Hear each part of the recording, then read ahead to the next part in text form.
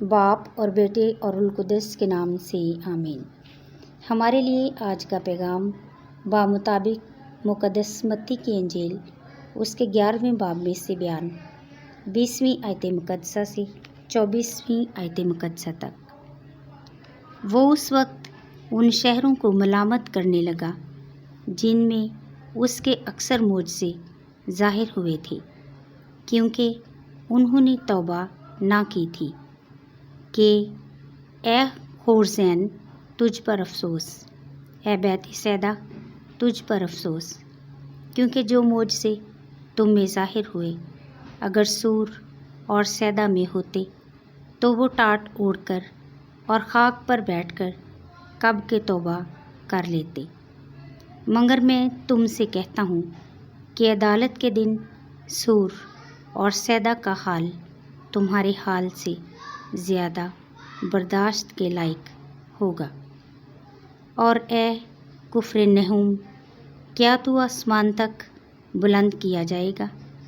تو عالم ارواح میں اترے گا، کیونکہ جو معجزے تجھ میں ظاہر ہوئے اگر سدوم میں ہوتے تو آج تک قائم رہتا۔ مگر میں تم سے کہتا ہوں کہ عدالت کے دن سدوم کے علاقے کا حال تیرے حال سے زیادہ برداشت کے لائق ہوگا۔ آمین۔ پاک کلام کا پڑھا اور سنا جانا ہم سب کے لیے باعث برکت ہو۔ خداوند کا شکر ہو۔ آمین۔ میں فادر کیسر بوٹا OMI مقدس جان میری بیانی چرچ کوئٹہ سے آپ کی خدمت میں حاضر ہوں۔ امید کرتا ہوں آپ سب باحفاظت ہوں گے۔ میں آپ کی خوشحالی اور اچھی صحت کے لیے دعا گو ہوں۔ آج کے انجیل اقتباس میں خداوند یسوع مسیح بے اعتقادوں پر افسوس کرتا ہے۔ خداوند یسوع مسیح نے 3 شہروں یعنی کورزین، کفرنہوم اور بیت سیدا میں رہنے والوں کی بے اعتقادی کے باعث ملامت کی۔ یہاں پر شہروں کو ایسے مخاطب کیا گیا جیسے کہ وہ لوگ ہوں۔ یہ شہر جلیل کی جھیل کے قریب واقع ہیں اور کھنڈرات کی صورت میں پڑے ہیں۔ مقدس متی کی انجیل 4 باب 18 میں یہی وہ جگہ ہے جہاں پر ہمارے نجات دہندہ نے بہت سارے معجزے دکھائے اور اپنے رسولوں کو چنا۔ خداوند یسوع مسیح کے شاگرد اس بات کے چشمدید گواہ ہیں کہ اس کا اختیار بدروحوں پر، قدرت پر، بیماروں کو شفا بخشنے اور گناہوں کی معافی تھا۔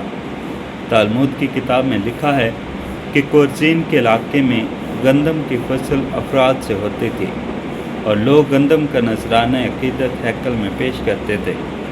یہاں پر خوشحالی اور دولت کی فراوانی تھی۔ یقین جانیے کہ دولت کی ریل پیل اور خوشحالی بھی انسان کو غرور، گھمنڈ اور گناہ میں دھکیل دیتی ہے۔ بیت سیدا میں خداوند یسوع مسیح نے کئی معجزے کیے، جیسے کہ 5000 کو کھانا کھلایا، بیت سیدا کے نابینا شخص کو شفا بخشی، یسوع مسیح کا پانی پر چلنا۔ کفرنہوم میں ابن انسان نے بتایا کہ میں وہ زندہ روٹی ہوں جو آسمان سے اتری ہے۔ کفرنہوم میں ہی یائر کی بیٹی کو زندہ کیا گیا۔ ایک عورت جس کا 12 سال سے خون جاری تھا شفا بخشی۔ اسیب زدہ گونگے کو شفا دی۔ ایک مفلوج شخص کو شفا دی جسے لوگ چارپائی پر اٹھا کر لائے تھے۔ مچھلیوں کی کثرت کا آنا، شمعون پطرس کی ساس کو شفا بخشنا، صوبیدار کے غلام کو شفا دینا۔ خدا کے اتنے بڑے بڑے کاموں، معجزات اور شہادتوں کو دیکھنے کے باوجود وہ ایمان نہ لائے، بلکہ انہوں نے بے حسی کا مظاہرہ کیا۔ انہوں نے خدا کی محبت کا سخت دلی سے جواب دیا۔ یہاں پر خداوند یسوع مسیح نے لوگوں کے بے حسی، تنگ نظری کو دیکھتے ہوئے کہا، اگر یہ معجزے سور اور سدوم کے لوگوں کو دیکھنے کا اعزاز مل جاتا تو وہ اپنے آپ کو خاکسار کر کے توبہ کر لیتے۔ یہاں پر لوگوں نے یسوع مسیح کو نظر انداز کیا اور اس کے خدا کا بیٹا ہونے سے انکار کیا، جس سے لوگ برکت میں بڑھنے کے بجائے لعنت اور تباہی میں بڑھے۔ خداوند یسوع مسیح انسانیت کے لیے شفقت کے جذبات رکھتا تھا، ان پر ترس کھاتا اور ان کی بے حسی پر ان پر افسوس بھی کرتا تھا۔ جو معجزے کورزین، कुफ्र नहूम और बैत सैदा में किए गए अगर वह सूर और सदून के कदीम शहरों में किए जाते तो वो शहर यकीनन दिलसोजी से तौबा कर लेते। चूँकि जलील के शहरों पर खुदावंद के कामों का कुछ असर नहीं हुआ था, इसलिए उनकी अदालत और सज़ा सूर और सदून से ज़्यादा सख्त होगी।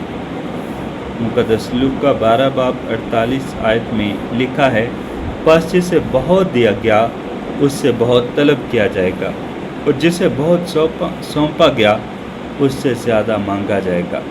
कोरजीन, कुफ्र नहूम और बैतसैदा के लोगों ने खुदावंद यीशु मसीह के मोजज़ात को देखा तो उनकी ज़िम्मेदारी भी ज़्यादा थी।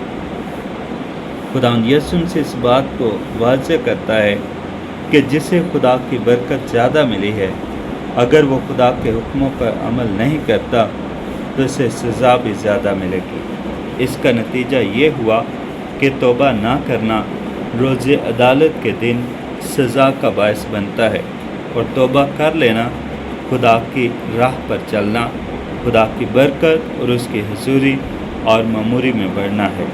आइए खुदा की आवाज़ को पहचानें और उससे बरकत पाएं।